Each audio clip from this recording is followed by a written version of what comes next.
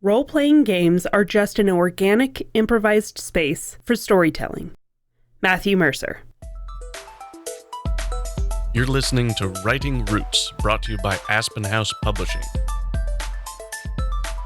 Welcome to Writing Roots. I'm Lee Hull. And I'm Lee Esses. The theme for this month has been a long time coming. We have referenced multiple times throughout the podcast that we are both big D&D nerds. We love our tabletop RPGs. We love the collaborative storytelling that comes with those things. So this month, we're talking about how those tools overlap and how D&D can be like going to the gym for your writing craft. So in talking with our listeners on Discord and in other places, we do already see a huge overlap between people interested in learning about the writing craft and TTRPG players, tabletop role-playing game. If you aren't one of those people, a brief overview of how TTRPGs or D&D, both of those mean more or less the same thing in this context. If you don't know how those work, here's a quick overview of what to expect. So there's one player who is usually the narrator of the story. They are commonly called a dungeon master, DM, or game master, GM. And the players each represent a character or a hero within the story. So if I am Aragorn and my friend over there is Legolas and that friend over there is Frodo, Lee is Tolkien, the one who is pitting us against the orcs, who's telling us this ring needs to be destroyed. But it's my choice as Aragorn that drives this story, and it is Lee as Tolkien who is putting these choices in front of me. So as the narrator, the Tolkien, as the DM or GM, I will be using their choices, their decisions to craft the story, to keep the story moving forward. And I will be playing what are known as NPCs, non-player characters. These are characters that pop up throughout the story. Secondary, tertiary characters is what you would call them in writing. There is also shiny rocks. You will see a lot of the D&D culture love to collect dice. The dice are there to introduce an element of chance. No one intentionally trips over the bottom step of the stairs. But that type of thing might affect the game. So the dice are there to behave as this external force outside of even what I do or what Lee does. And it's important to remember, with TTRPGs, it is about storytelling. And it's about working together to tell the story. Now, of course, you're always going to hear horror stories about DMs who try to railroad or who try to beat their players, or players who try to beat the DM. But ideally, you are working together towards a collaborative story. So, as writers, why do we care? The biggest thing that I think helps writers understand why this is important is that story structure with the flexibility that pantsers want, but the problem and solution that plotters really work for.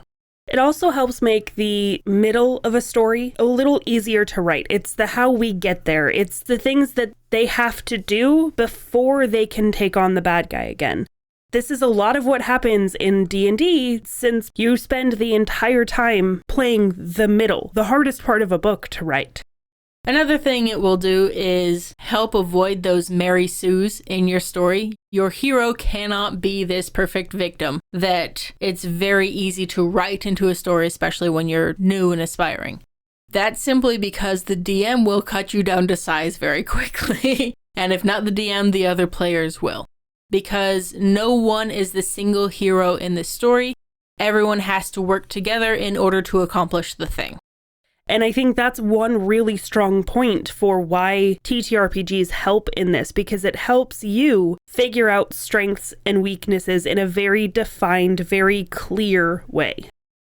I also think that there's an amount of discipline that gets practiced with the D&D world, because these stories take place over months and years.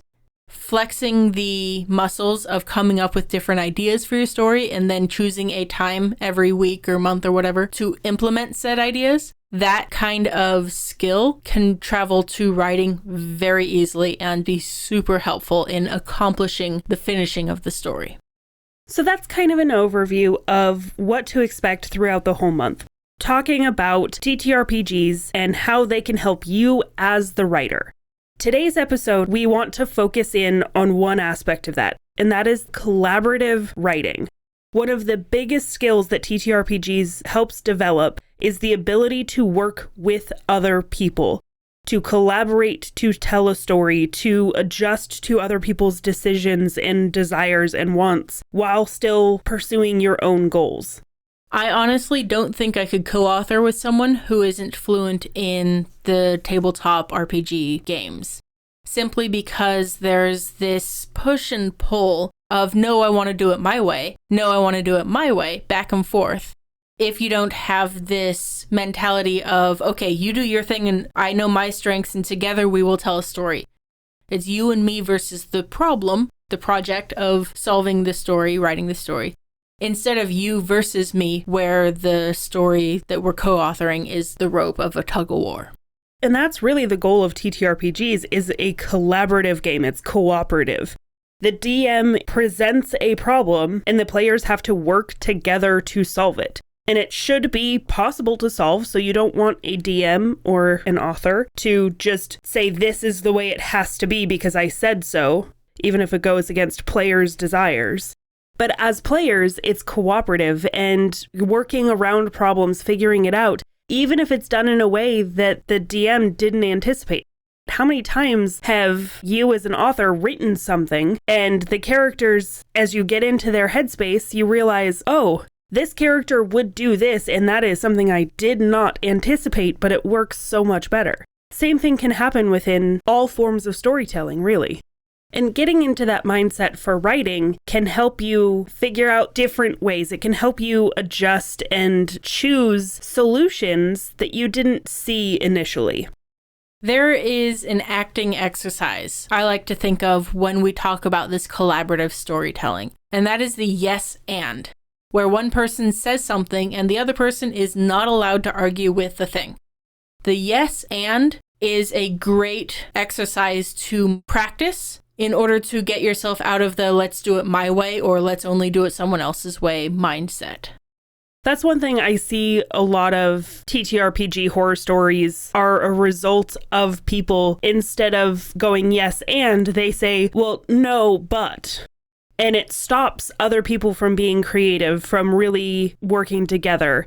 The yes and is that key piece in helping the story develop in a way that everybody can work with. So if you are struggling to work with other players or a co-author or some other collaborative writing, maybe go through this exercise of yes and. So I would say something like, there's a town that's being attacked by monsters once a week. Yes, and the monsters are being summoned by someone within the town. Yes, and the mayor of the town has asked the heroes to figure out how to defend the town. Yes, and the mayor is also the summoner. Yes, and the mayor is sacrificing potential heroes before they can develop their skills.